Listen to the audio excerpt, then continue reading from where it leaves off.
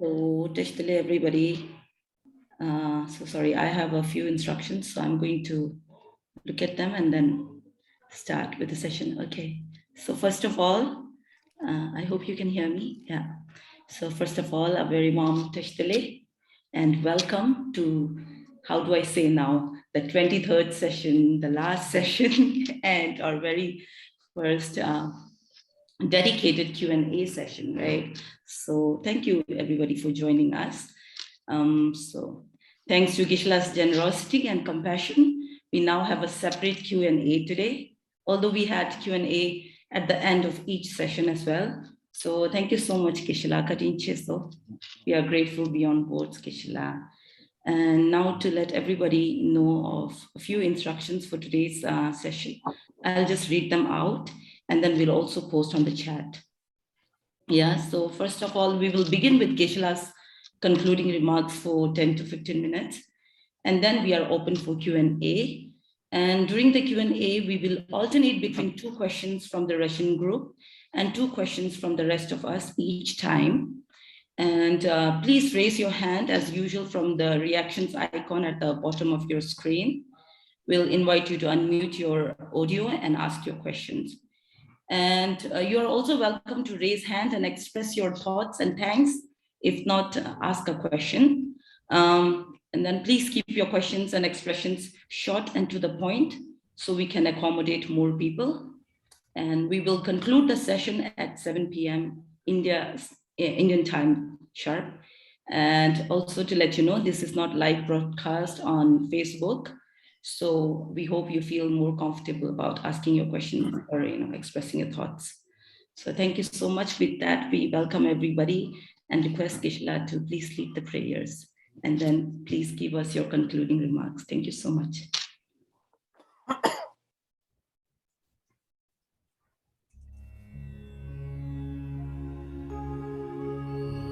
Buddham Sharanam Gacchami. Buddham Sharanam Gacchami. Buddham Sharanam Gacchami. Dhammam Sharanam Gacchami. Dhammam Sharanam Gacchami. Dhammam Sharanam Gacchami. Sangham Sharanam Gacchami. Sangham Sharanam Gacchami. Sangham Sharanam Gacchami. Buddham Sharanam Gacchami. Dhammam Sharanam Gacchami. Sangham Sharanam Gacchami. Buddham Sharanam Gacchami. Dhammam Sharanam Gacchami. Sangham Sharanam Gacchami. Buddham Sharanam Gacchami. Dhammam Sharanam Gacchami. Sangham Sharanam Gacchami.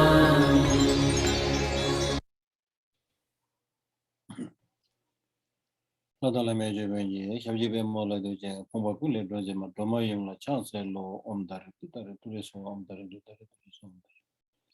Umdare Dudare Dures, Omdare Dudare Dures, Omdare Dudare